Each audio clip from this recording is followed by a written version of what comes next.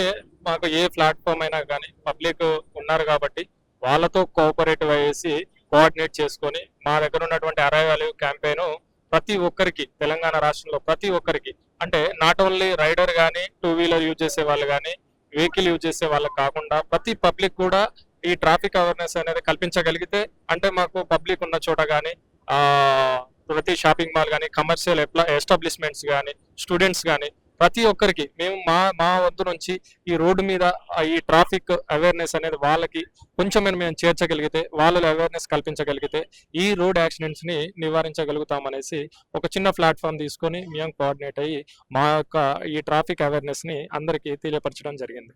Okay. ఈ శతాబ్ది వేడుకలలోనే ఇలాంటి చేసి ఇంతమంది పబ్లిక్ లో వేదికగా చేసి తెలియజేయటం ఒక మంచి విషయం అని చెప్పుకోవచ్చు. అందులో భాగంగా ఈ శతాబ్ది వేడుకలు అనే వ్యవహారంలో మీకేమైనా తెలిసిన వ్యవహారం ఉందా? ఈ శతాబ్ది వేడుకలు ఎవరు చేస్తున్నారు, ఎందుకు చేస్తున్నారు, ఇంత భారీ ఎత్తున ప్రచారాలు ఖమ్మం స్థాయిలో ఎందుకు జరుగుతూ ఉన్నాయి అనే విషయం మీద మీకు ఏమైనా తెలుసా? మీరు కూడా అందరిలాగానే ప్రేక్షకుల్లాగా ఎప్పుడు రివీల్ అవుతున్న ఎదురు చూస్తున్నారా?